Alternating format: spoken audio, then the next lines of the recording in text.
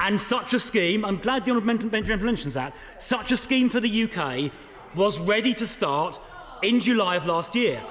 The previous government had done all of the legal and logistical work needed. All she had to do was press go. But she and the Prime Minister cancelled it just days before it was due to start, and as a result, we now see record numbers crossing. Will she now admit she made a terrible mistake, and will she now start a proper 100% removals deterrent? Now, Madam Deputy Speaker, the damage done by illegal immigration at this scale is immense. Far from closing asylum hotels as they promised, there are now nearly 3,000 more people in asylum hotels than at the time of the last election. And I have personally witnessed rampant illegal working from the very hotels that she runs. I saw Deliveroo, Uber Eats and Just Eat bikes in the compound of an asylum hotel whose residents have no right to work. Will she at least commit today to ending illegal working from the very hotels that she runs? And we see reports of migrants based in hotels being charged with serious crimes, including rape and sexual assaults on women and children. Louise Casey has warned that a significant proportion of sexual offences are committed by those seeking asylum. Cases like 29-year-old Afghan Sadiq Nikzad, convicted of raping a 15-year-old girl. His defence counsel claimed he did not understand this was wrong due to cultural differences. This madness has to stop. The Home Secretary cancelled a proper deterrent plan just days before it was due to start. Her claim to smash the gangs lies in tatters. She has presided over the highest number of illegal small boat crossings in history. Will she now apologise to the House and to the country for her appalling failure? Home Secretary. Well, Madam Deputy Speaker, the Shadow Home Secretary just wants to pretend that the last 8 years never happened. It's the worst ever now. He knows that this crisis, this small boats chaos, went on for 340 weeks under the Tories. A period in which, when he was Immigration Minister, overall migration near trebled and small boat crossings increased tenfold when he was the Immigration Minister in charge. And during the 340 weeks that the Tories were in charge when this happened, 128,000 people crossed the Channel. How many were returned to France? 0. How many were sent to Rwanda? Well, he said himself it was 0 because he didn't even want to count the 4 volunteers. And, he keeps saying, that somehow it was ready to start. If it had been ready to start, they wouldn't have called the election. They would have actually introduced the scheme that, in fact, had been running for more than 2 years at the cost of £700 million with just 4 volunteers sent. I can also tell him that since the election, this government has returned over 35,000 people who have no right to be here, and that is a 24% increase in enforced returns compared to the last year that his party was in charge. It is a 28% increase in failed asylum returns compared to the last year that his party was in charge. And as for agreement with France, that he doesn't seem to want to talk about very much, I actually asked him about exactly this when I was Home Affairs Select Committee Chair and he was the Immigration Minister back in 2020. And I specifically asked him, what chance do you put on being able to get a bilateral agreement, say with France, for them to take back people who have arrived here from France? And he said, 5 years ago, that's what he was working on. Indeed, he told the committee, one of our priorities will be to reach those agreements, and it is, I think, strongly in the French national interest to agree such a returns agreement. That gives me significant cause for optimism. Well, turns out he should have been optimistic about the return of a Labour government reaching an agreement where he failed. Here's what he also said. He said, we intend to return as many illegal immigrants who have arrived by small boats as possible. We have flights planned in the coming days to return these individuals back to France, and we will be looking to ramp up this activity. Well, that was 5 years ago. Flights never went. The activity was never ramped up. The Shadow Foreign Secretary tried to return people to France. The Shadow Justice Secretary tried to return people to France. The Shadow Justice Secretary even called for the UK to, quote, take one asylum seeker from France in return for every one illegal migrant that we return to them. Or indeed, more than one. He said more than one. And as for interception in shallow waters, he said when he was immigration minister, some boats that are just 250 yards away from the French coast have just not been stopped by the authorities. This must change. I agree.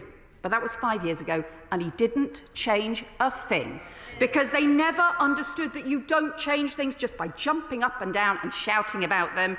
It needs partnership working and hard graft. That's what this government has done.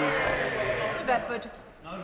Deputy Speaker, can I congratulate the Prime Minister and my right honourable friend on succeeding in agreeing a deal with France. It just shows that treating people with respect can actually result in positive action, and treating them with contempt in the way that the Conservatives did throughout this issue was never going to provide a solution. But can she confirm that of those 4 volunteers that the government paid to send to Rwanda, that each of them was paid by the British taxpayer £150,000 to provide free housing, free university education and free private healthcare? Who approved that funding within the department? Was it the Shadow? Well, I can confirm that the deal that the previous government did with Rwanda involved paying £150,000 for every single individual to cover food and accommodation and healthcare, as he said, for 5 years. So those bills do continue. There was a concern raised by the accounting officer, so a direction had to be given on the basis that the ministers were advised it was not value for money, but they continued regardless. Liberal Democrat spokesperson Lisa Smart. Thank you very much, Madam Deputy Speaker, and I'm grateful to the Home Secretary for advance sight of her statement. We all want to stop these dangerous channel crossings that first ballooned under the former Conservative government. Cross-border cooperation will be key to achieving this, and there's clearly a lot of work needed after the Conservatives ripped up the returns agreement that allowed us to send irregular migrants back to Europe. I was very interested to hear the Shadow Home Secretary quote President Macron, and he was a little bit selective in his quote, though. He didn't quite mention the section of President Macron's remarks that attributed this problem to the Brexit deal the last Conservative government cooked up. This deal is a step in the right direction, and I sincerely hope it works. But people will be understandably sceptical that such a small scheme will act at this stage as an effective deterrent. Questions still need to be answered around how and when the UK and French governments will decide to scale up the pilot, so I'd welcome some more details from the Home Secretary on this. Of course, deals like this are only part of the solution. The Home Secretary mentioned, among other things, placing officers within Europol. But will she commit to negotiating a stronger leadership role for the UK in Europol to make it easier to crack down on the trafficking gangs behind these crossings? And does the Home Secretary acknowledge that we won't be able to fully take the power out of the hands of these gangs until we provide regulated entry for genuine refugees to the UK? One of the best deterrents to put people off the idea of coming here in the first place is for all asylum applications to be processed quickly, so that those who are granted refugee status can integrate and contribute to our community, and for those with no right to be here to be sent back swiftly. Could the Home Secretary update the House on the average time it takes to process an asylum application after arrival on British shores, and how has that changed over the past year? Until the government acts on these points, I hope it doesn't, but I fear it risks repeating the Conservatives' mistakes and failing to get to grips with this problem, something we all want them to do. Home Secretary. Well, I thank the honourable member for her questions. The Prime Minister and French President set out their expectation that we will be able to operationalise this and to begin the pilot in the coming weeks. The numbers will vary, and it is a pilot that will need to be developed, and we will need to trial different approaches as part of it, and I think that is the right and sensible approach. But the principle underpinning this is the right one, which is that we should be returning people who have paid money to criminal gangs to come on this dangerous journey that puts other people's lives as well as their own at risk on small boats and undermines our border security as well, in exchange for taking people who apply legally, who are more likely to be genuine refugees, who have been through security checks, or who are prioritising people who have a connection with the UK. It also is a way to help undermine the business model of criminal gangs who tell people that there is no way to be returned to France or to any other country if they get on one of these dangerous small boats, and they use that as part of their advertising, and that is something we should be seeking to undermine. She's right, of course, it has to be alongside stronger law enforcement, and that is the stronger cooperation that we have already been building, including the new prosecution and investigation unit in Dunkirk to work with our National Crime Agency and also our Border Security Command as well, and we are also significantly speeding up asylum decision-making, bringing the backlog down. We also need action to speed up the appeals system, because the appeals area is the area that is causing delays as a result of the broken system that we inherited. Chris Murray. Thank you, Madam Deputy Speaker. We didn't have small boat crossings 10 years ago, as the Home Secretary points out, and a large part of the reason is because we left the EU without any returns agreement or asylum organisation incorporated in the withdrawal agreement. Right, yeah. So can the Home Secretary, on a point of clarification, confirm that this is actually a completely unprecedented step that an EU country has allowed returns from out with the EU's external borders? And can I also note that this comes on the back of a very highly successful state visit from President Macron. We've come a long way from thinking a Prime Minister questioning whether it's friend or foe. Oh, yeah. Macron is our friend and our foe is the people smugglers. But can I ask the Home Secretary about the pilot? What are her parameters for success? How does she envisage it scaling up? And how does she envisage the UK-EU relation will have to adapt in the future to accommodate it if successful? Secretary. Well, I can tell my honourable friend that we will want to develop this over time. We will do so in partnership with France, because he is right that we will secure this cooperation together and have an impact together, just as successive governments, in fact, through the years, strengthened security cooperation with France through juxtaposed controls, through different border security arrangements and checks around lorries, around clandestine journeys, and that cooperation strengthened our border security. It's just not been done on small boats, and that's what this agreement was all about. It was about building that security cooperation that we've done in the past but haven't been done on small boats. That is what is so important now, and we will build that cooperation because we will best strengthen our border security by working with countries on the other side of those borders who face exactly the same challenges as far better than just standing on the shoreline shouting at the sea. John Glenn. Thank you, Madam Deputy Speaker. I always try and avoid rhetoric in this matter, and I can fully concede that my party lost significant numbers of MPs because of our failure to deliver on a number of issues prior to the election. That bit is agreed.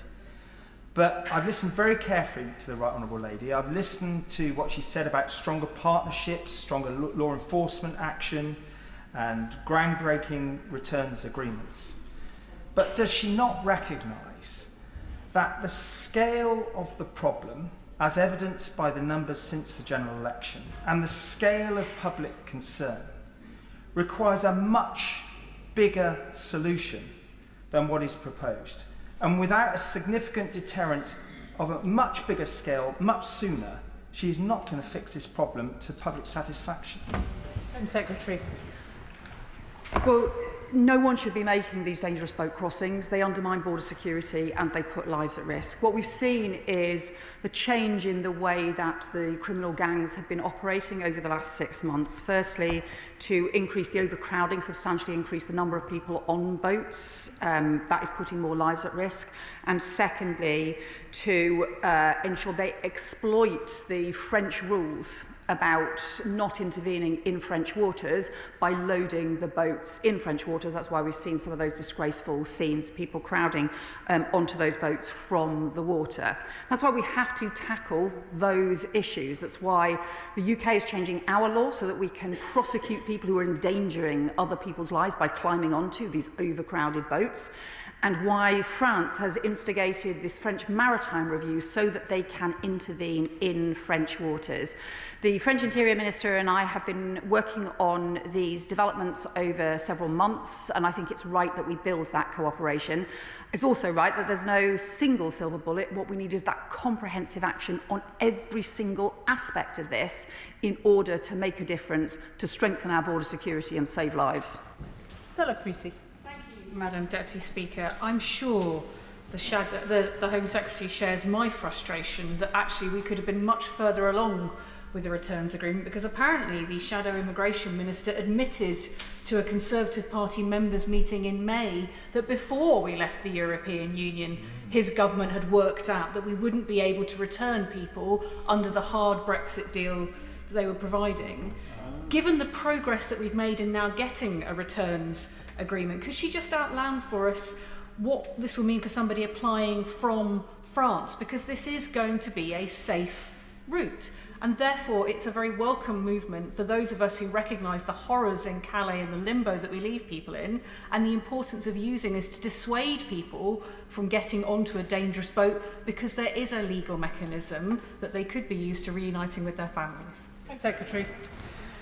Well, my honourable friend's question is an important one, and we will set out the precise detail in the immigration rules once the final arrangements are ready to operationalise. That will set out the way in which people will be able to apply from France. They will need to have proper identification and also to go through security checks.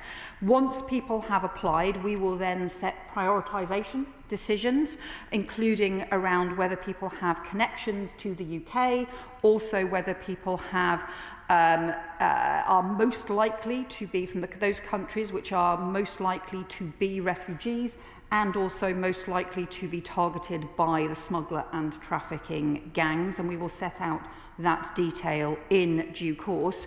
But part of the reason for this being the one-for-one is because it has to also go alongside the returns to France for people who get onto these illegal boat crossings and end up paying huge amounts of money to fuel the criminal smuggler industry, and also to make sure that we simultaneously strengthen our border security as well as saving lives. Pete Wishart.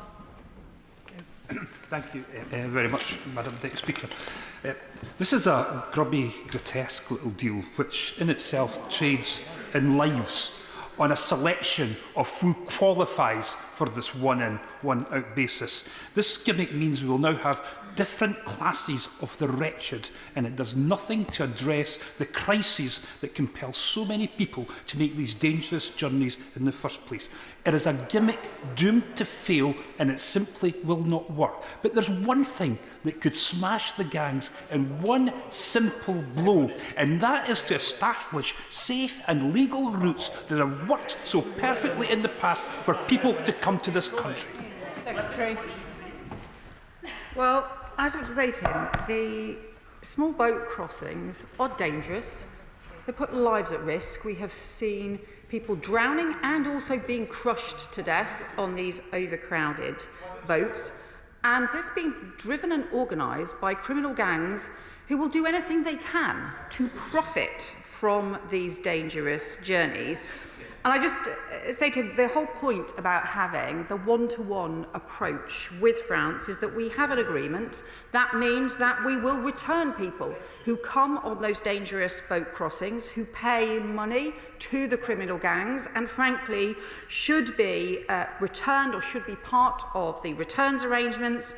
And in return, we will take those who apply lawfully, who go through the application process, who go through security checks. I think that principle is the right one. The UK, as we've shown through Ukraine and through Hong Kong, will always do its bit to help those fleeing persecution and conflict. However, we also think there should be much stronger enforcement, and we should not have this illegal migration that undermines border security and puts lives at risk in the Channel. Jacob Collier. Madam Deputy Speaker, under the Tories we had Liz Truss question whether France was actually an ally. So to hear last week President Macron's words, it's nice that Britain has friends once again. In the 340 weeks that the party opposite were in charge of this small boats crisis, they sent no one back to France and just 4 people back to Rwanda, stuffed with cash in their pockets. Does the Home Secretary agree with me that the way that we get results is working with international partners and not berating them? Yeah.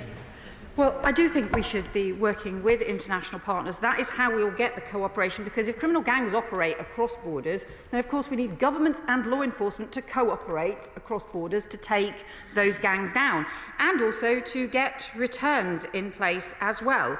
The Conservatives did claim that they were going to get those bilateral returns agreements in place. That's what they claimed in 2020, that's what they claimed in 2021, that's what they claimed for years. That's what they claimed again in 2023, that was what they would seek to do. But they failed year after year to do it, because all they did was shout at France and at other countries instead of actually doing the hard graft to get agreements in place. Sir John Hayes. Thank you, Madam Speaker. This is about principle and practice. The principle is that every country has both the right, indeed the duty, to secure its borders, and in practice ours have become porous. Now, I agree with the Home Secretary that global instability continues to drive illegal migration. I agree with her that we need cooperation upstream, and I agree with her that previous governments have done far too little. But the scale of this problem requires more than she's offering today.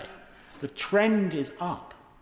If it continues, 85,000 people will cross illegally, each one knowing that they're coming here illegally. This requires much more emphatic action. Everyone who comes should be incarcerated. All those that can be returned should be. And we must recognise that the asylum system is being gamed on an industrial scale. So will she answer this very straightforward question? What evidence does she have that hostile states and organised criminals are using this as a route to get people in this country to do still more harm? Home Secretary.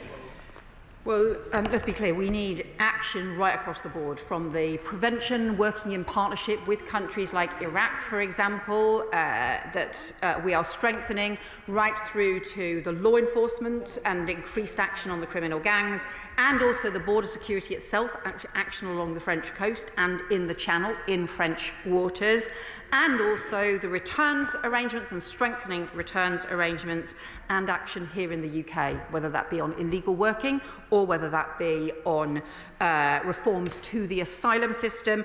And I do think that we also need to be clear that there have to be strong standards around issues around criminality. Anybody who comes to the UK through whatever route needs to abide by our laws, and that needs to be enforced. But he will be aware we have put in place new measures to strengthen the criminality checks in the asylum system, to have much stronger action as part of the Borders Bill. I hope he would support it rather than voting against it. Joe White. Thank you, Madam Deputy Speaker. Could I welcome that we have a Home Secretary who's willing to do what it takes to stop those small boats? Now, the French are claiming that the ability to work illegally in the UK is what motivates those people who are willing to take that dangerous journey across the Channel. Would the Home Secretary agree, and can she outline the action she is taking to crack down on illegal working and destroying those incentives? My honourable friend is right, because it has been way too easy to work illegally in this country for far too long. And that is why, since the election already, we've increased the illegal working raids by 50%, we've increased the arrests for illegal working by 50%, and we've increased the penalties for employers who are exploiting illegal migration, undercutting responsible and respectable businesses. We've increased those penalties by a third since the election as well. But we have to go further. And in particular, we know that this is being exploited in the gig economy, where there aren't proper checks in place. So we will change the law, and we're bringing in a new law to involve crackdown in the gig economy alongside the surge of immigration enforcement activity and biometric checks to be able to check people's fingerprints and check who they are on the spot. We have to have that stronger enforcement and also the stronger rules in place. It's a real shame that the opposition parties, Conservatives and Reform, voted against those illegal working rules. Dr. Andrew Murison. Madam Deputy Speaker, does the Home Secretary agree with President Macron's analysis last week that the reason people want to come here is because the UK is perceived as being attractive to illegal migrants, what he referred to as the pull factors, and what one of his MPs referred to as Britain being El Dorado? If she does agree with the French President, what is she doing to reduce those pull factors? Well, as I just set out in the previous answer, I do think, frankly, it has been too easy to work illegally in this country for too long. And we know that one of the things that the criminal gangs say to people is it will be easy to get a job. They even will give people discounts if they can come and work for those same criminal gangs operating in the UK. So we know that that is part of the way that the criminal gangs advertise and try and promote their dangerous and illegal business. That's why we cannot stand for this kind of illegal working. It's why not only are we increasing the raids, not only are we increasing arrests up by 50% just in the space of this year compared to the previous year when his party was in power, and we are strengthening the law. I really hope he will urge his party to support this law rather than continually voting against it. Sally Jameson. Thank you, Madam Deputy Speaker. I welcome the work the Government and Home Secretary has done to get this arrangement with France and for the Border Security Bill, which has those anti-terror style powers to help tackle the crossings. And as she's sort of already outlined, dealing with some of these delivery companies who are continuing to hire people who arrive on these boats is absolutely critical. Now, I know she said she's been in legislation to do this and make it illegal. Can she confirm that this will be robustly implemented? Because it's these delivery companies, and we all know who they are, who are frankly incentivising the boat crossings and ultimately threatening our national security. Home Secretary. Well, my honourable friend is right, because we know that although some of the delivery companies have said that they will do stronger checks, in practice it's just not happening, and our immigration enforcement teams are finding too many cases when they go and do the raids where those rules are being broken and people are working who have no right to do so and who are here illegally as well. That's why we're increasing the raids, that's why we're increasing the arrests, but why we also have to change the law so that those, whether it be delivery companies or other organisations in the gig economy, have to take some responsibility and not just find that they are making profit from exploiting illegal migration, which in the end fuels the work of criminal gangs. Liz Saville-Roberts. War, persecution and climate change means that more and more people are fleeing their homes for their own safety. The Home Secretary talks of the need for comprehensive action on every single aspect of this, yet her government has cut international aid by £6 billion, while the US government has cut its own so drastically that it could result in 14 million preventable deaths by 2030. Does she not agree that without adequate international aid and cooperation to tackle such factors at their source, we are simply setting ourselves up for more humanitarian crises and more migration pressures? Well, the honourable member will know the difficult decision we have had to take around overseas aid in order to ensure that we can increase the defence investment that we need to keep our country safe.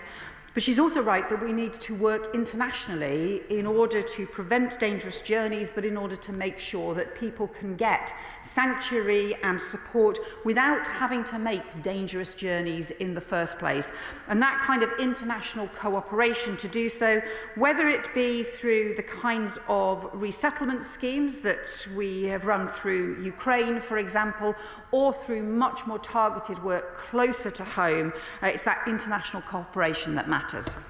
Oliver Ryan. Deputy Speaker, can I welcome the Home Secretary's action today? She's taking this problem seriously, producing serious solutions and a serious strategy. Madam Deputy Speaker, it's now 80 days since the member for Clacton told the world on social media, and I quote, Reform UK's policy team has drafted comprehensive strategy for the deportation of illegal migrants. Can I ask the Home Secretary if she's seen that strategy yet, or indeed any detail on their plans? The Frenchman Jules Verne wrote that Phileas Fogg travelled the world in 80 days, and does she think the Leader of Reform has been too busy, perhaps, travelling the world, flogging gold, selling cameos, to produce any such strategy at all? Well, you're right, certainly he has been travelling around the world, sadly not here today once more when we are discussing these issues in Parliament. Look, if Reform was serious about being able to take action against the criminal gangs, then why on earth do they vote against the counter-terrorism powers to go after them in the first place? And sadly, their approach to one in, one out seems to simply be about their parliamentary party. Malthouse. Deputy Speaker, I have to say I've been a bit taken aback by the lack of humility shown by the Home Secretary in the face of what has been a catastrophic first 12 months in terms of crossing numbers. It might have been better for her to acknowledge that Smash the Gangs, which she was always told was going to be a complete failure, has indeed been so. But I suppose we should be grateful that she's finally reached for the briefing notes left in the Home Office and in number 10, not about a returns agreement, but about a SWATs agreement. And I do, I suppose, offer her congratulations on getting that deal over the line with the French. However, she will know that it's only going to be effective, and I disagree with her about it being a silver bullet. I do think this has always been the only solution. She will know it will only be effective if we can get to a very high percentage of returns to France.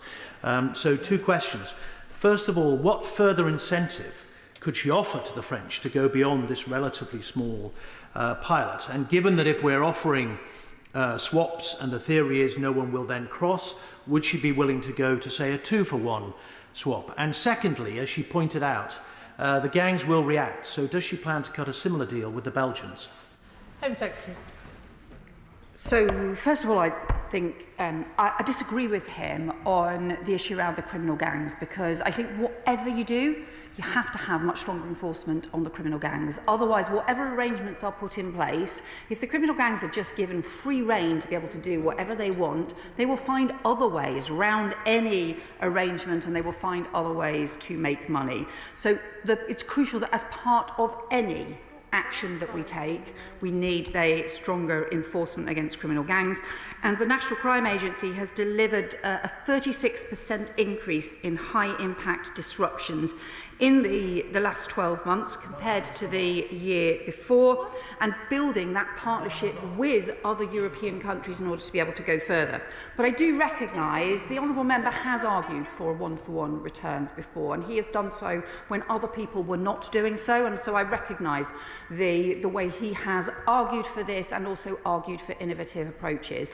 And I agree with him. We, of course, want to develop this, but we need to start with a pilot arrangement that allows both the UK and France to trial things in a way that we have never done before. The previous government always made grand claims that somehow everything was going to be solved in the next 3 days, and then failed, repeatedly failed, because they didn't build up the credibility and the plans and build up a systematic approach working in partnership. That's what I think we need to do. Olivia Bailey. Thank you, Madam Deputy Speaker. I applaud the Shadow Home Secretary for his valiant attempt to sound outraged this afternoon. But isn't the truth that while they picked fights on the world stage, this government has rebuilt relationships and delivered a groundbreaking returns agreement that they would have given their eye teeth for? Does the Secretary of State agree with me that while sound and fury may make the members opposite feel better, it is this government that is systematically getting on with the job of stopping the boats? Home Secretary. Well, my honourable friend is right that it is clear that the previous government did try at different stages to do the kinds of things that we are setting out. But the trouble is they allowed the relationship with France to deteriorate to such a point that at different points they were doing diplomacy by social media, by different tweets at each other. That did not get practical agreements in place. The work we have done does provide practical arrangements that we can build on and we can trial different approaches. It's important that we do. That is the best way to strengthen our border security, and it is what successive governments previously had done until recent years. Lee Anderson. Thank you, Madam Deputy Speaker. I've never heard such pathetic drivel in all my life from the Home Secretary and backbenchers. Of course, it's not the people smugglers bringing the illegal migrants over the Channel, it's the French warships who transport them halfway, give them to British border security, they then bring them to our shores, put them in buses and take them to hotels. The real people smugglers are the French authorities and the British authorities. So does she agree with me that the British Border Force should take these illegal migrants straight back to France? Home Secretary. Well, no one should be making these dangerous boat crossings. It undermines border security and puts lives at risk. I would just say to him, if he really cares about stopping boats and stopping the criminals that organise them, why has he and his party repeatedly voted against bringing in counter-terrorism powers to go after the gangs? Why have they repeatedly voted against the new laws around illegal working to clamp down on people in the gig economy? Why has he repeatedly voted against stronger laws to have stronger and higher standards, against criminality in our asylum system? Time and again, they just vote against because they don't actually want to solve the problem. They just want to moan about it. They don't actually want to change anything with France, to get France to intervene in French waters, as this government has been working to get France to do. Instead, all they want to do is shout at the sea. Yeah. Paul Wall. An Egyptian economic migrant named Obaida was interviewed by the BBC in Calais. He said he tried and failed 4 times to cross the Channel, but he said that since the Prime Minister's agreement with President Macron, he was now giving up. And I quote, "I don't want to go to Britain anymore because they're making it much harder for us. Every time we try, they deflate our boats and remove the engine. If they make it even harder, I'll stop trying." Doesn't that prove that this new deal to send migrants back to France can be a genuine deterrent, unlike the last government's pathetic attempt to claim credit for it? Home Secretary. Well, my honourable friend is right. What we need to do is the action on the boats in shallow waters, the action on the criminal gangs and on preventing people before they reach the French coast in the first place. And we also need the ability to return people to France as part of this new agreement, and the stronger action to stop people working illegally here in the UK as well. At every stage, we need action in each of these different areas. That is hard graft. It's not about gimmicks, it's about the hard graft, but that is the way we'll strengthen our border security and save lives. Dame Harriet Baldwin. Thank you, Madam Deputy Speaker. And the Home Secretary is an intelligent woman, and she must realise that this UK-France migration cooperation is a drop in the ocean when, since it was announced, another 1,375 people have made that dangerous and illegal crossing. So can she confirm to the House that one of the other things that she is working on, she may not like Rwanda, but is she working on finding another safe third country where 100% of people who cross the Channel illegally can be processed? Home Secretary. Well, I would say to her that I think this, the agreement that we have reached is a fundamentally different approach and is groundbreaking, and it's something that I have discussed with the Interior Minister in France for many months, but it's something that UK governments have been working to try and do for around 5 years and not achieved it. So this is a first step. It is an important one. It's a very important one in terms of establishing the principles, both around returns and around the stronger law enforcement cooperation as well. We have also said we will work with other European European countries on looking at different approaches, including returns hubs, including different innovative and novel approaches. There are other European countries who are interested in working with us on similar and different kinds of approaches, and we will continue to do so. Colin Naismith. Thank you, Madam Deputy Speaker. In her earlier remarks, the Home Secretary referenced the memo that the Shadow Justice Secretary wrote in March 2023, proposing exactly the kind of one-in, one-out deal that this government has now secured. And I was struck in that memo by the assertion that that kind of scheme would, I quote, quickly break the business model of the smugglers. So does the Home Secretary agree with me that the party opposite looks utterly partisan, petty and two-faced, as they now decide to oppose in public exactly the kind of deal that they were arguing for in private when in government? Yeah, I think my honourable friend is exactly right. Things that the Conservative Party tried and failed to deliver when they were in government, suddenly they want to just oppose now, because in the end that's the situation, that's the hole they've got themselves into. That instead of wanting to be practical and serious about different measures step by step that can make a difference, instead they just want to oppose everything and just actually fail to solve the problem but just moan about it instead. Christine Jardine. Thank you very much, Madam Deputy Speaker. Can I welcome these important first steps announced today by the Home Secretary, and also her commitment to working with wider European partners. But I wonder if she could assure us about what safeguards have been put in place to ensure that international law is respected and the rights of genuine asylum seekers have been protected. Secretary. Well, as the honourable member will be aware, by doing this work with France, France is a country that abides by international law, where we have a long history of cooperation in a whole series of different areas around security, around different policy issues over very many years. All of them are compliant with international law, and we will continue to ensure that that is the case. Chris Webb. Thank you, Madam Deputy Speaker. I want to applaud the Home Secretary on the months of hard work, serious negotiation that resulted in this deal. We now have a real deterrent that the party opposite failed for many years to secure for my constituents and across the country. But these deals make it more important that we keep pushing the strength of our domestic response to the smuggling gangs and illegal working. So there's two questions. First off, can the Home Secretary confirm to my constituent that the Metropole Hotel in my constituency will close as an asylum hotel by this government before the next election? And can she confirm when she expects the border security bill to become law, and would it help if the party opposite and Reform actually supported this bill so we can get the job done? Secretary. Well, I can tell him we are committed to ending asylum hotels as over the course of this Parliament. We also will continue to roll out this pilot programme so that we can develop it in order to be able to tackle both returns and dangerous boat crossings. And as for the Borders and Immigration Bill, it is really important, has a whole series of really important measures in it. We would be able to get it through Parliament much, much faster if the Conservatives decided to support it.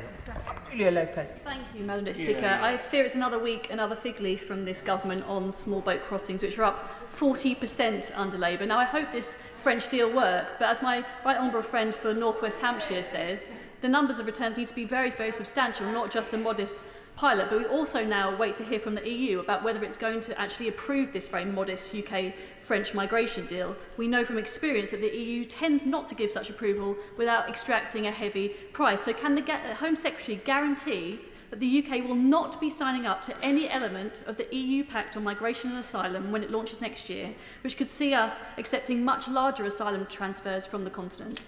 Home Secretary.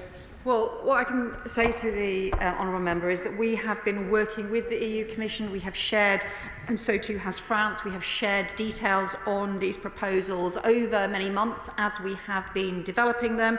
The EU Commission has been very supportive, and indeed that's why in the UK-EU reset it does explicitly say that the EU Commission, the EU, will support action to tackle the dangerous boat crossings in the Channel and to prevent that illegal migration as well, because this is something that we have worked on for some considerable time. So we will continue to develop those partnerships with France and to make sure that we work closely with other countries, because we share the same challenges with these criminal gangs operating right across Europe, and that's why we need to act together.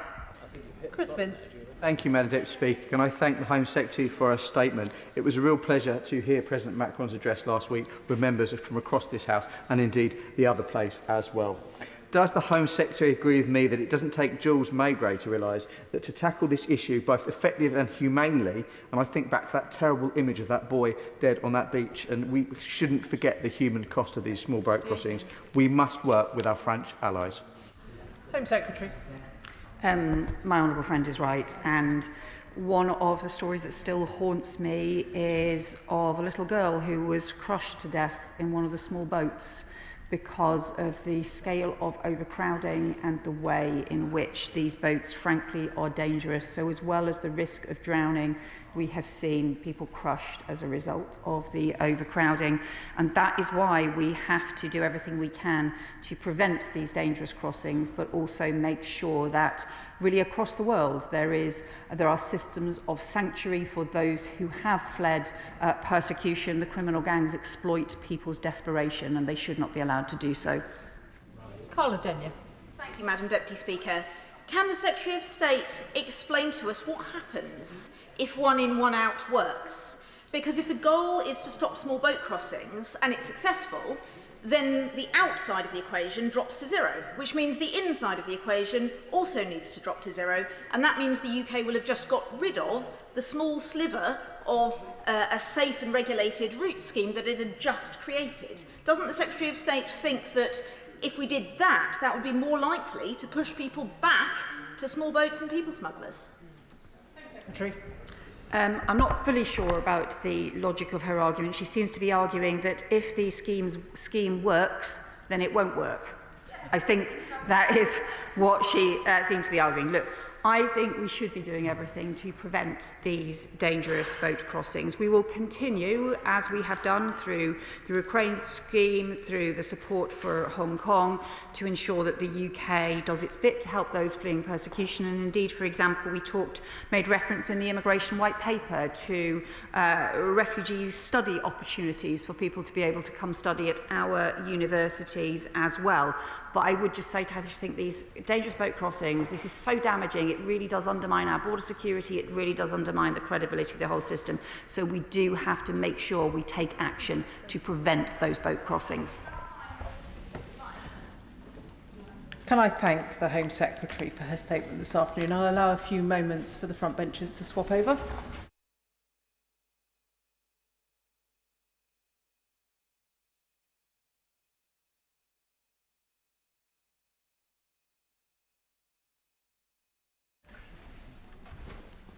We now come to a statement on the future of the Post Office. Minister Gareth Thomas. With your permission, Madam Deputy Speaker, I wish to make a statement on the Green Paper that we are publishing today on the future of the Post Office. Post offices have stood as a cornerstone of British national life for generations, serving constituents in every part of the UK. They are a lot more than just places to send letters or collect parcels. They are hubs of economic and social activity. They are a lifeline to small businesses. They provide access to essential services, including everyday banking services. They're a critical part of our high streets. They have a unique role in rural areas, particularly permanent branches, and act as the beating heart of communities. In recent years, however, the need for change has become clear.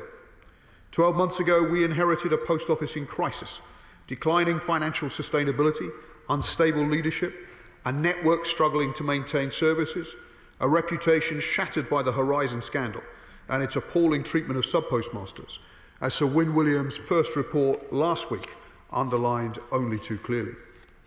This government is determined to strengthen the post office network, and today's Green Paper begins a national dialogue on the future of the post office so that we can create a modern, resilient and financially sustainable organisation.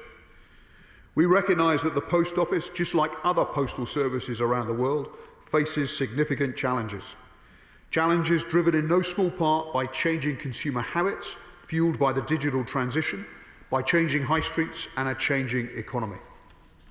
We want a post office network that the public uses, values and above all trusts.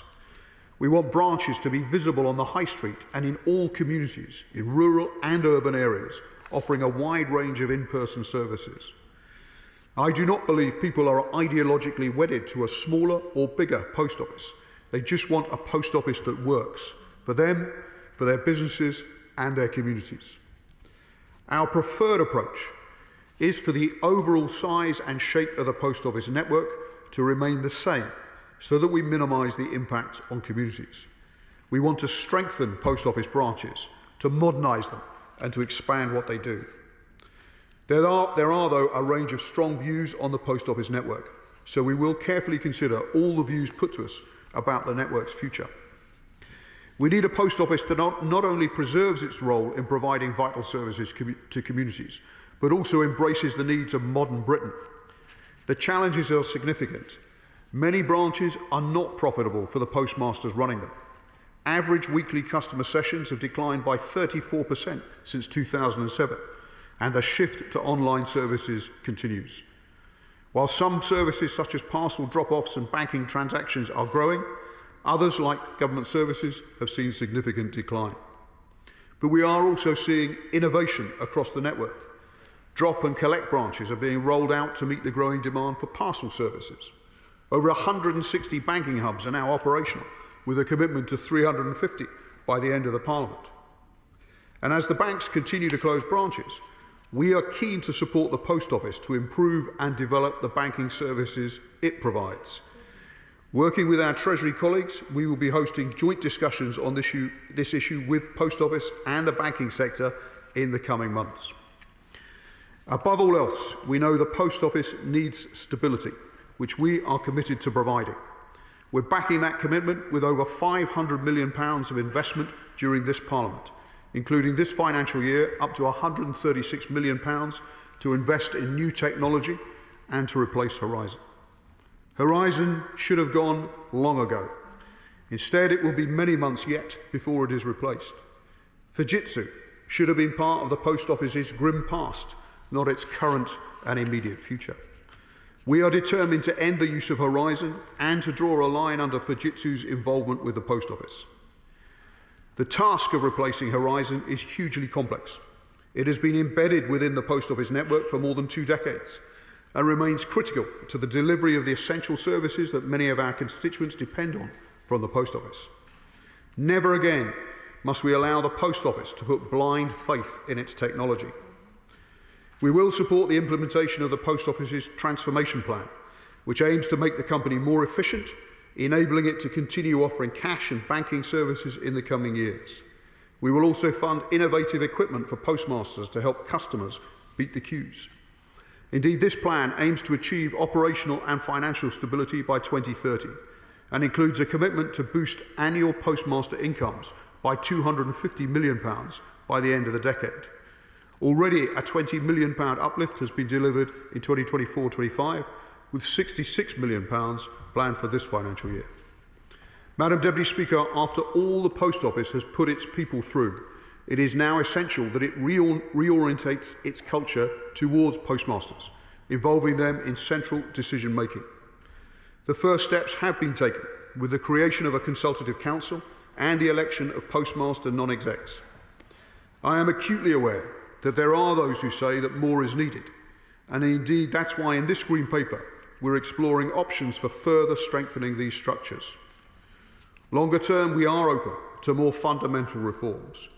2 ideas that have been put to us include the potential mutualisation of the Post Office, giving postmasters and communities a much greater stake in the organisation, and a charter model that separates the government's role in setting the purpose from the board's role in running the business. We will assess other suggestions people have for the Post Office's long-term future, including suggestions on the Post Office's future commercial direction, such as closer working between Royal Mail and the Post Office. These are not conversations perhaps for the moment, but we want to begin the debate and conversation now, so that we are ready to act when the time is right. The Green Paper is an important step towards rebuilding trust in the Post Office and embedding a culture of transparency, accountability and compassion. It is important to stress that no decisions on changes to governance arrangements will be made until after the inquiry's final report, to allow us all to consider Sir Wyn Williams' recommendations on governance issues, together with Green Paper responses. Madam Deputy Speaker, this is a once-in-a-generation opportunity to reimagine the Post Office. The Green Paper is ambitious but grounded in reality. It asks difficult questions about how we ensure long-term sustainability whilst also protecting essential services. We want to hear from everyone with a stake in the Post Office's future. The Post Office must be modern, resilient and trusted. The Green Paper, I hope, is the first step in delivering that vision, and I commend this statement to the House. Shadow Minister Harriet Baldwin. Thank you very much, Madam Deputy Speaker, and can I thank the Minister for advance sight of his statement and note that the Post Office is really the Heineken of government services. It reaches parts of the UK that other arms of government do not reach. The Post Office is very much more than a business. It's a vital part of the UK's social and economic fabric. It connects communities, supports local economies, and ensures access to essential services across the country. From rural villages in constituencies like mine to inner cities, postmasters are trusted figures who provide a lifeline for people who rely on face-to-face services, particularly the elderly, the digitally excluded, and small businesses. It's a network that plays an increasingly important role delivering banking services and banking hubs as the traditional bank network continues to close. While the number of letters sent has declined and more government services are online or direct to bank accounts, there are areas where the Post Office is seeing strong growth. Bank deposits to post offices are up by 68%. Parcels are up by 68%, and tracked priority mail has risen by 72%. Now, the Minister did promise the government would publish the Green Paper on the Post Office in the first half of 2025, so I'm going to give him that. It was nearly there. The government clearly does, though, want to get this consultation out before recess, leading to a period over summer where there's arguably less parliamentary scrutiny. So I'd like to take this opportunity to encourage the wider public to respond to the consultation over the summer. It's a Green Paper that seeks to reduce the taxpayer subsidy over time. But of course, with 50,000 workers throughout Britain, the Post Office itself faces a £45 million hike in its bill from the National Insurance Jobs Tax. The Post Offices that are eligible for retail, hospitality and leisure business rates relief have seen a 140% increase in their business rates. And the Employment Rights Bill will cost the Post Office another £8 million. So no wonder Nigel Railton, the chairman of the Post Office, blamed the autumn budget for increasing costs and said that this was why the Post Office needs a fresh start. Now, the Minister told this House on the 8th of April, quote, access criteria have already been published that commit the government to provide 11,500 post offices. And the Minister has said in the Green Paper that his preference is to maintain the size of this network. So can the Minister commit today to there being 11,500 post office outlets at the end of this Parliament? Did the government consider in this Green Paper reducing the branch requirement? And if so, why did it change its mind? Was he advised by his officials that it would take a closure of 1 in 5 post offices to end the network subsidy? If that's not what he was told, then what was he told? Where is the cut-off point where there would need to be no further subsidy? The Minister has said that they will consult on a change to access requirements as well, saying that it could be argued that they are too stringent. But for rural areas, they are not too stringent. For approximately 14% of the post office's branches, many in my constituency, they are the last shop in their village. So can the Minister confirm that rural branches will not be closed just for them to be replaced by ones in city centres? And does he not realise that for many rural areas, the post office is the only shop for miles around and therefore the only place where you can access free cash? And how much did the post office get from the framework agreement with the banks? Shouldn't they be getting a better and a longer term agreement? And how much will the government ask Fujitsu to pay towards that £2 billion estimated cost of compensating the wrongly accused postmasters over the Horizon system? The Minister appears to have kicked Post Office Mutual into the long grass. I can see why he wouldn't want to do it during the time of the inquiry, but could there be a pilot during the life of this Parliament? Post offices and postmasters who run them are the backbone of our local communities. So can I urge the public to take this opportunity to champion their local post office over this summer and reply to this summer consultation? Minister. Well, I'm grateful to the Honourable Lady for her encouragement to sub-postmasters and indeed anyone who's interested in the future of the Post Office to contribute their views to the Green Paper. As she rightly sets out, and as I hope I have underlined in my opening statement, and certainly the Green Paper is very clear on this, we think that the Post Office branches up and down the country are a vital part of our country's economic and social fabric, and we are determined to strengthen the Post Office network in order that they can play a continuing and even more effective role in our economic and social lives. She rightly, I think, underlined the significance of banking services going forward, and perhaps as an aside, she mentioned some of the other parts of Post Office's traditional roles which have been in decline. Letter volumes have halved since 2011, which helps in that sense, I think, to underline the significance of banking to the future of the Post Office. We are very clear that we think there is more that the Post Office could offer if the banks are willing to work with the Post Office. The successful completion of the banking framework negotiations was a very encouraging sign in that regard. And as I set out in my opening remarks, we are determined, along with Treasury colleagues, to sit down with the Post Office and with the banks to see what more we can do together. There is a commitment to 350 banking hubs over the lifetime of this Parliament. But if we could improve the way in which the banks work with the Post Office, perhaps we could see a much more significant role for the Post Office in terms of the provision of banking services on far more high streets up and down the UK. On national insurance contributions, I gently say to her, difficult decisions had to be made in the budget because of the financial situation that we inherited.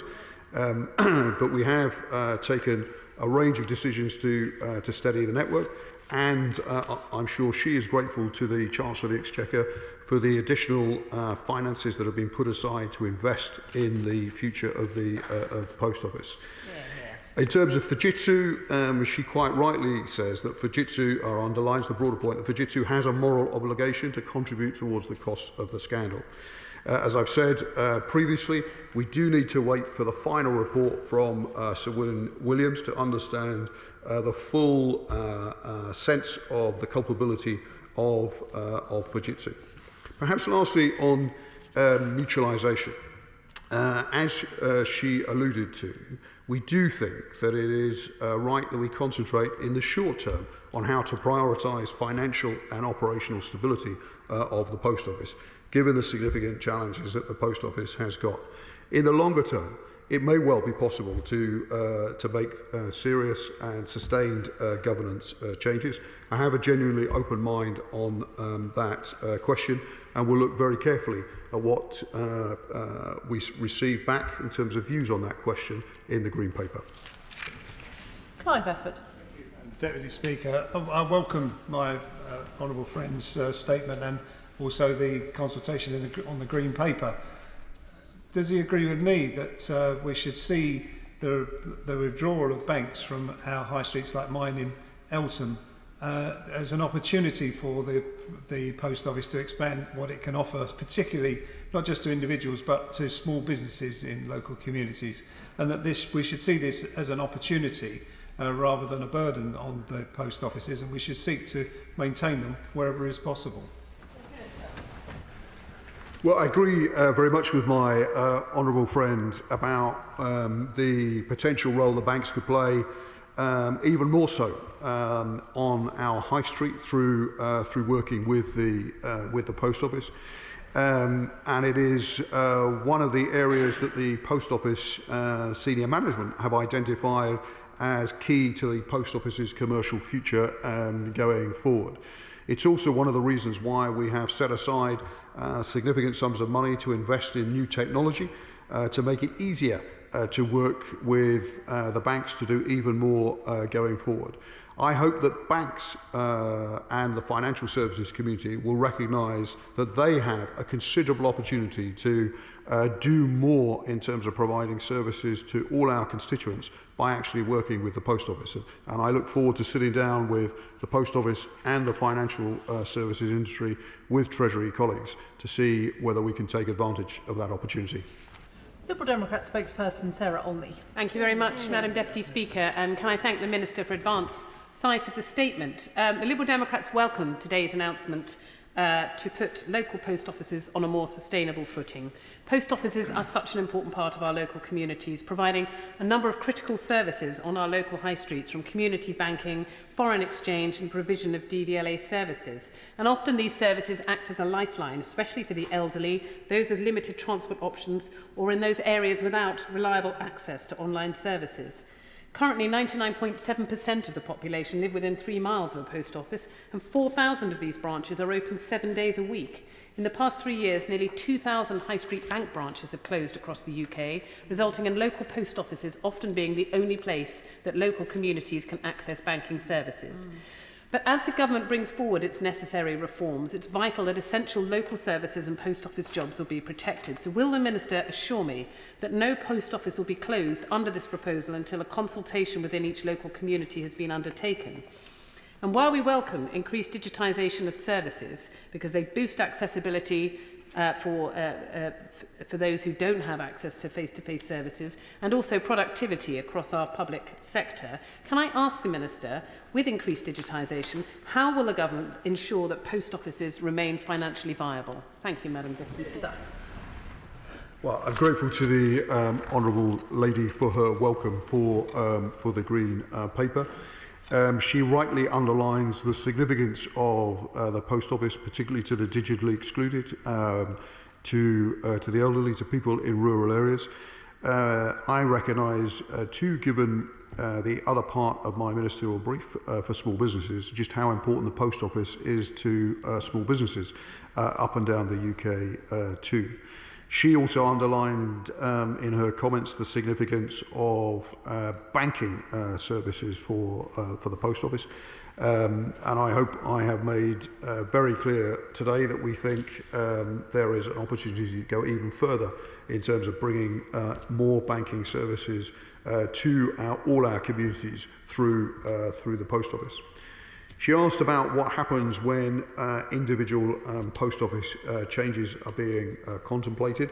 There is a set of consultation arrangements that have been in place for some time that we're not seeking to change. Whenever there is an individual post office changes. I recognise it can be unsettling for local communities, and there is always an appetite for that post office branch to be put back in place as quickly as is possible. And it is therefore important that whenever such a change is contemplated, that the post office moves quickly to engage with local communities, including the honourable member of the House that represents that particular community. In terms of the finance of the post office, we have set aside at least £500 million over this Parliament to invest in the post office. In terms of the network, as I said, over half of the network is loss-making, and not enough money was being provided to the post office to fund the network. It's why we increased the funding to cover the loss-making part of the network last year, and have done so similarly again this year, and will continue to do so. Chris Vince. Thank you, Madam Deputy Speaker. And I thank the Minister for his statement. As a fellow Labour and Co-op MP, can I welcome the inclusion of mutualisation in the long-term ideas for the Post Office? Does he agree with me that Post Offices, particularly in rural communities like Little Hallenbury, in my constituency of Harlow, are a vital part of a community and therefore lend themselves to that kind of model of business? Well, I commend my honourable friend for championing the particular post office branches in his constituency. He rightly underlines again the importance of post office branches in rural communities. They have an essential role in communities up and down the UK. On mutualisation, as he recognises, I have some history in this area, and I'm sympathetic to mutuals. I do think that it is important we address the challenges that the Post Office faces immediately in terms of its financial and operational sustainability before we contemplate long-term changes. There are risks with mutualisation, so we need to consider the pros as well as the cons before making any long-term change. But that's why I think the Green Paper is important, because it will allow that debate to begin. Christine Jardine. Thank you very much, Madam Deputy Speaker. A number of semi-rural and suburban communities across my constituency, Newbridge, Blackhall, Rathall, have all lost their post offices recently. Also, their banks have gone, so there is a dearth of local facilities for people. But at the same time, the Horizon scandal has undermined public trust in those communities.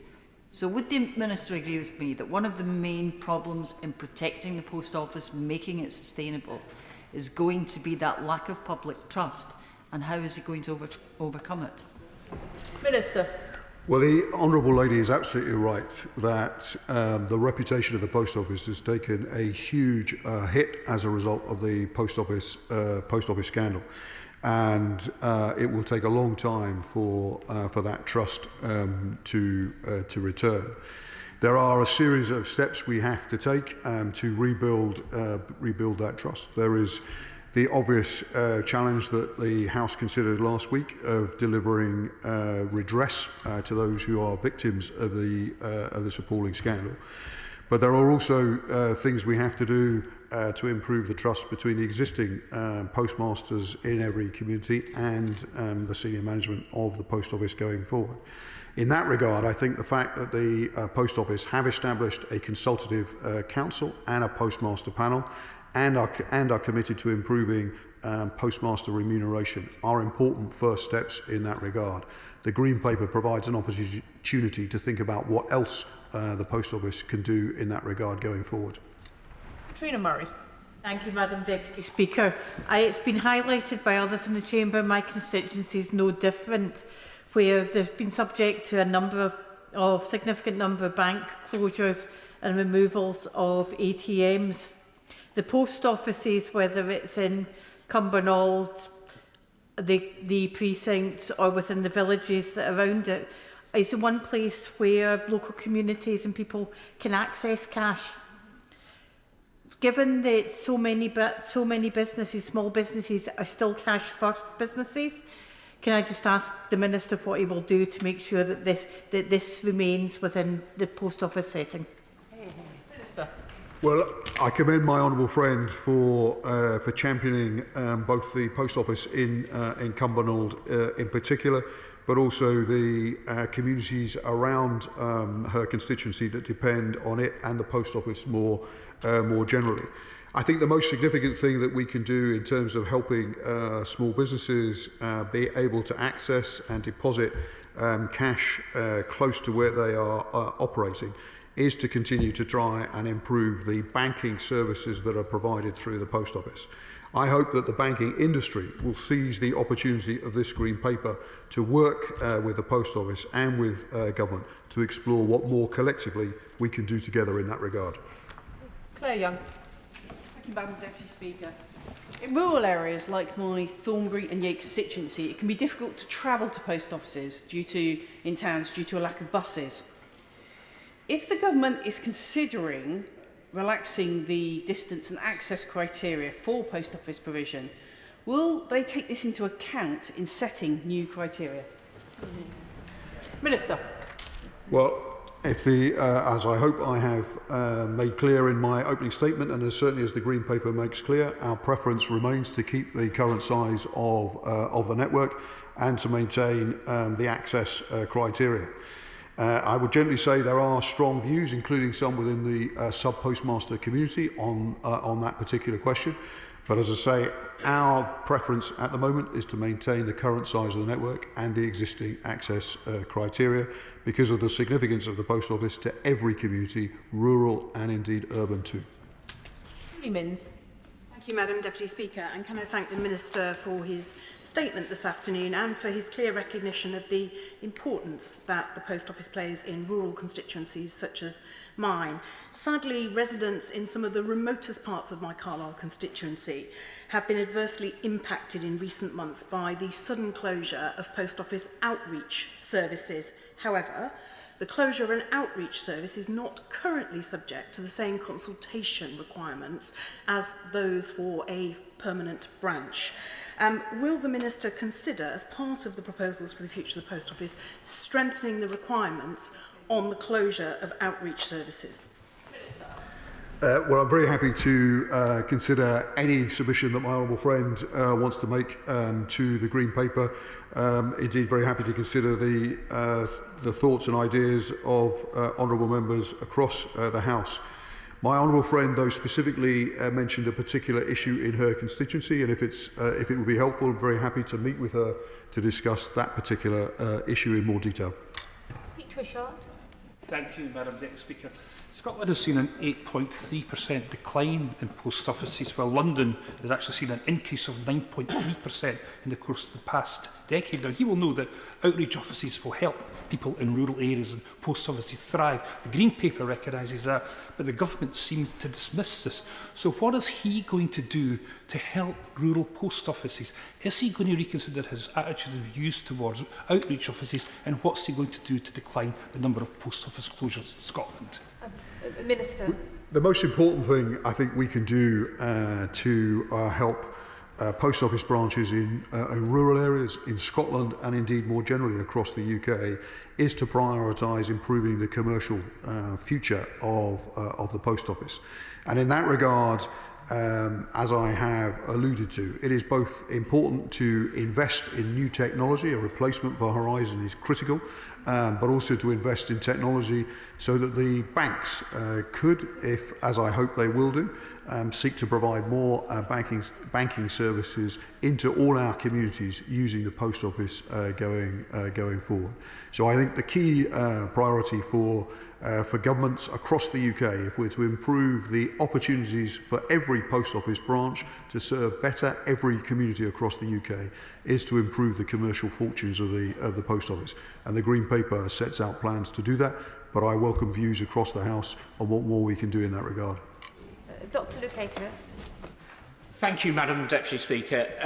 I thank the Minister for his statement. He knows from questions that I've raised previously that I am concerned for the future of the Chesley Street post office because it's moving from a directly managed branch status to a franchise status. I also welcome what's going on with the post office in Stanley, which has become a much needed banking hub.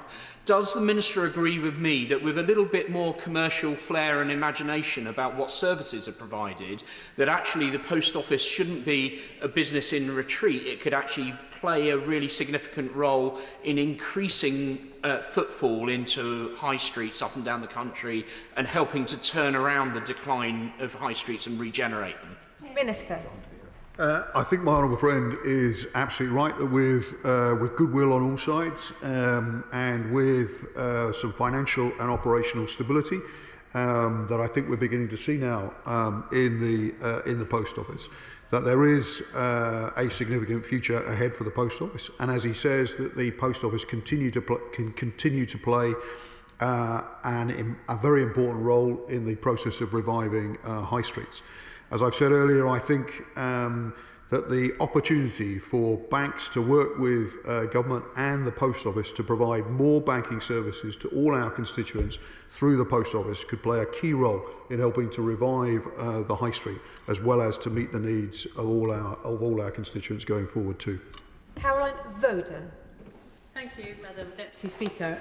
Since the election, 3 post offices in my constituency have closed in Churchstow, Afton Gifford and Dittisham through resignation of postmasters and, in one case, the death of the local postmaster. Each time the post office has said it's carrying out a review.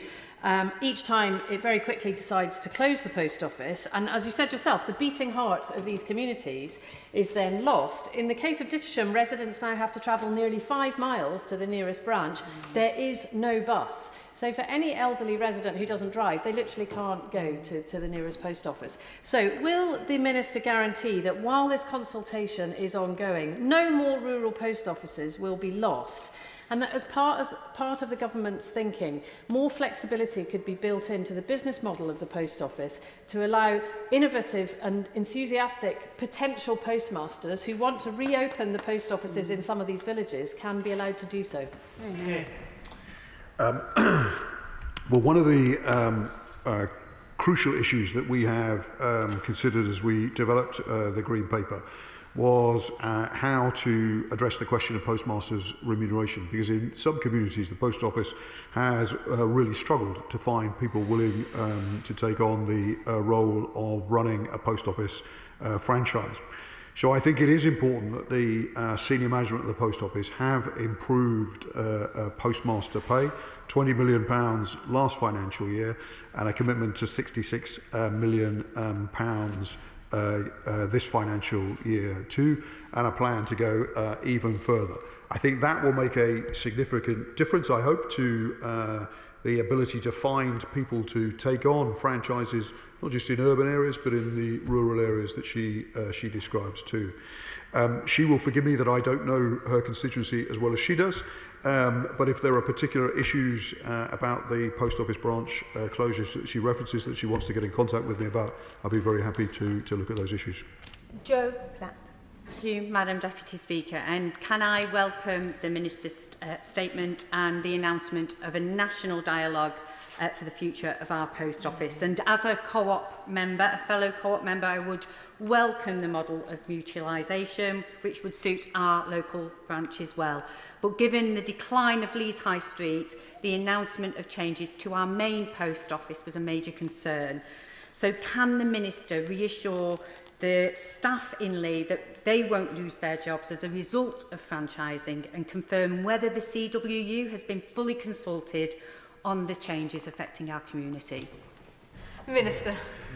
Well, I know my honourable friend has long been a proud member of the Co-op Party and interested in mutualisation, and I look forward to discussing the issues around mutualisation with her in due course. In terms of the discussions around the franchising of the remaining Crown post offices, some of those discussions are still very much ongoing, both with franchisees and local communities, and indeed specifically too around the arrangements for the staff. And the post office and the Communication Workers Union are continuing to talk to each other about how to manage the transition, and I welcome the positive dialogue that's taken place between both. Helen Morgan. Thank you very much, Madam Deputy Speaker. I was pleased to hear the Minister say that the overall size and shape of the post office network should remain the same so that we can minimise the impact on communities. But in my North Shropshire constituency, the size and shape of the post office is rapidly shrinking because of the fundamental fragility of the way that it's set up. The retirement of a single sub-postmistress because of the rent going up on her shop has led to the closure of outreach services across the constituency, and the access criteria consider you to be within 3 miles of a post office. If that post office is an outreach service open for a single hour a week, it's not acceptable for rural communities, many of whom don't have a bus for many, many hours during the day. Will the Minister commit to looking at a sustainable model for rural post offices so that people can genuinely access cash and the other services they need, and particularly if they don't have a car? Minister.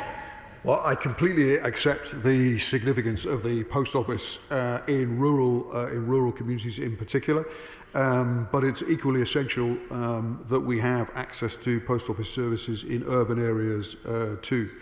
She references the fragility of the post office.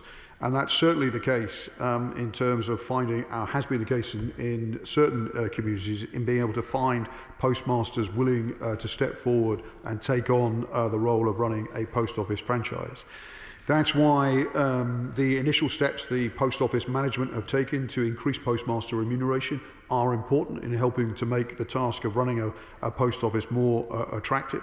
It's also, I think, why it's important that the post office has established a consultative council to properly look at all the issues around the way in which postmasters are consulted and involved in the big decisions about the future of the post office.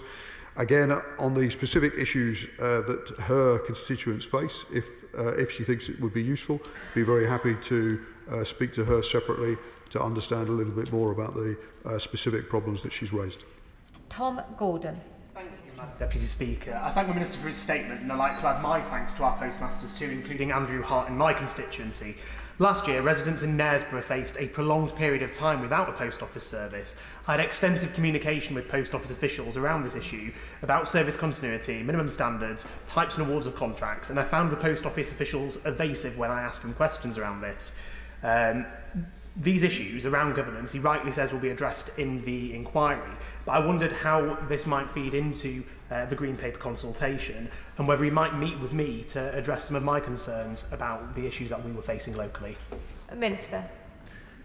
Well, in principle, I'm very happy to meet with the honourable gentleman to discuss the issues around the post office branches in his constituency.